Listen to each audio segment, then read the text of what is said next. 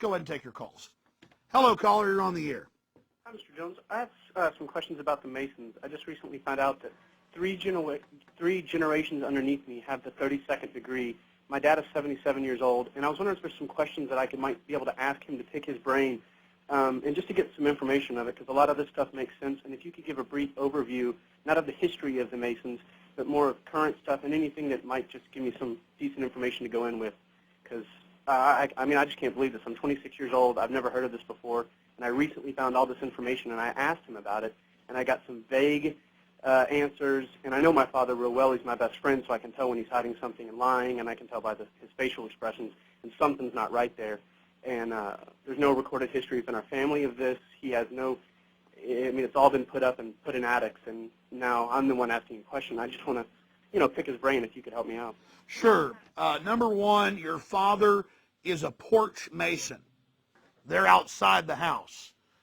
There are 360 degrees of masonry. Your father doesn't even know about those 360.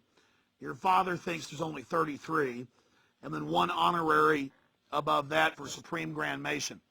Texas was founded by Masons. Lone Star State, the obelisk down at San Jacinto, George Washington, most of them were Masons. They weren't bad people. The Masonic movement has grown into something different than it was. Mathematics is power. Technology is power and is secret today. A lot of the advanced technology that most of us aren't aware of, that's been hidden by the government, admittedly under national security, the 1947 Act. Well, Masons going back 3,000 years ago were secret universities of mathematics and construction. And if they thought you were a promising young pupil at the local university, whether it was in Egypt or in Greece or in Israel or in Babylon, they would approach you and get you to join, and you'd go to the temple, and it was mathematics. And mathematics and alchemy were interconnected, and they thought it was spiritually connected. So it goes back to pagan gods. And so that tradition ran alongside with the mathematics, and that's why it's a secret construction guild.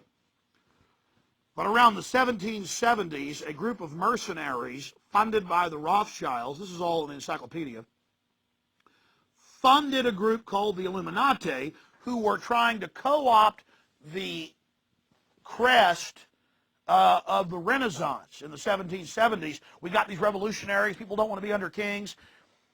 We've got to co-opt them to get rid of the kings and the royalty and put ourselves in power. But in truth, it was actually other royal families funding it through the Rothschilds to overturn their cousins and get control in other areas. So it was a corporate consolidation. And so revolutionary groups have always been hijacked and misdirected.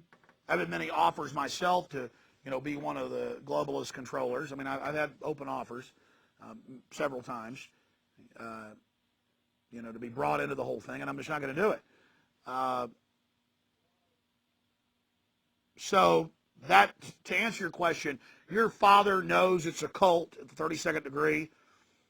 Your father thinks he knows the secret that Lucifer is really Jesus. Your father, he knows that much, but he doesn't know the rest of it. So that's basically it. Go ahead. You're on the air. Hey, Alex. Let me turn this down a bit. You're probably aware of this, but about 3 or 4 weeks ago, I was watching the local Fox 7 News, and they had a report that the FDA had approved the V-chip, and what they claim was that it's so everyone can contain their personal medical records, solely their medical records, to make them readily available when they check into a hospital or just for the convenience. I mean, that's insanity to me. Just to make your medical records. I mean, that's most likely a lie. I was wondering what your thoughts were on that. Well, it's a great question. We actually have the specific answers. I've interviewed the chief scientist of Applied Digital Solutions 5 years ago. I've interviewed the CEO of the company 3 years ago. I have interviewed their European distributor 7 months ago. I knew they were going to forcibly implant Mexican judicial workers 7 months ago, 4 months before it was in the news. And that transcript and the audio is on my website, and an article we wrote about it. Because these guys brag. I get the European distributor on, and he goes, "The chip will prevail, Alex, nothing you can do." That's a quote. we've got the chipmobiles. The kids love it, Alex. This is an American in Europe. And he goes, Alex, the cops are all going to have to take it. You'll have to have it to buy and sell. It's the plan. We're working with the U.S. government and the European Union. And so I go on air. They're going to start making cops take it. Then the Miami Herald. There's talks in Miami of asking police, maybe making them take it. Mexico, they're making them. Italy's about to make them.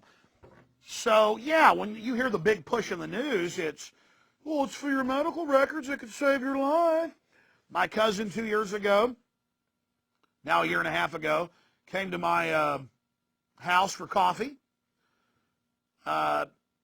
He's always been overseas, special forces, and then in basic Army activities, just supply.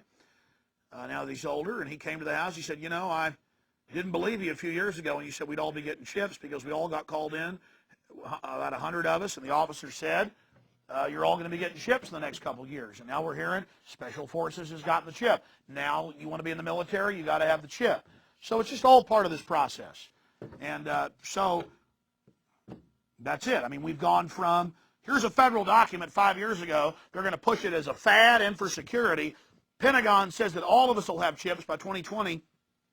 Here's the document, Pentagon URL. Please check it. And, you know, email, you kook, I'm not going to check it. You know it's made up. 2, it's on the news, and the yuppies go, I might just have to take it then. I'm part of the system. You know, go ahead, caller.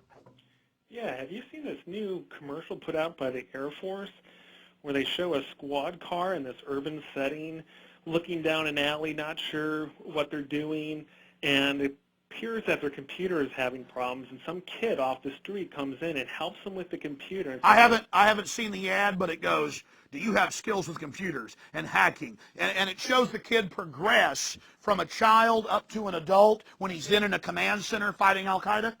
Not quite. At this point, he presses a button, helps the police officer with his computer, and the next scene, it shows a plane, a jet flying overhead, over above them, with the guy in the plane receiving the information from the cop. So it shows him progressing. Yeah, so what is... And the reason I knew that is they show a kid with a toy airplane, then with an electronic one, and then piloting attack drones. You know, so, I mean, that's kind of the progression there. But, I mean, this is clearly a violation of posse comitatus, of the military actually coordinating with police officers. Hey, bro, they've already gotten rid of it. It's happening everywhere, and you're right. Bush's inauguration is going to be troops all around him saying, this is my power. I am Caesar. I have crossed the Rubicon. I have a mandate. You will submit to me. And, I mean, everybody 20 years ago knew when a prime minister or foreign leader is always seen with troops around him, you're dealing with a dictator. No, I believe that. I just was, you know, under the impression that that has not been repealed, and at least nominally it's still in existence. In 1986, the 1878 Posse Comitatus law had holes put in it you could drive a 747 through. I've interviewed the JAG officers. Well, that's depressing. I'll see you later then. Well, let me ask you a question, and I agree with you. Why is it bad to have the military involved in our lives? Well, obviously, it's not... Obviously, Guatemala and China and Nazi Germany do that. Military fights an enemy, kills people and breaks things. They first militarize our police. Now they're killing us with rubber bullets and tasers every day. And then now they're going to merge the two. Yes. Well said. You're absolutely right. Go ahead, caller. Hey, I was just interested in getting a taped copy of this show, of this exact one, November 9th. Well, what we're going to do is we're going to turn this in. Maybe we'll call the name of the show November 9th. And you can call Access TV at 478-8600, extension 15, and request to see more of these shows. But that's basically how you get to see it again. Hello, caller. Last caller. Go ahead. Yeah, hello, Alex. Answering that gentleman with the biometrics question, facial recognition is already going into play. By the way, my name is Diogi. I'll send you a few emails. The embedded networks is basically what it's called. They actually utilize that and utilize it in Afghanistan, where they drop micro, basically nodes where they can see all kinds of movement. My question, though, is kind of like a two-part thing.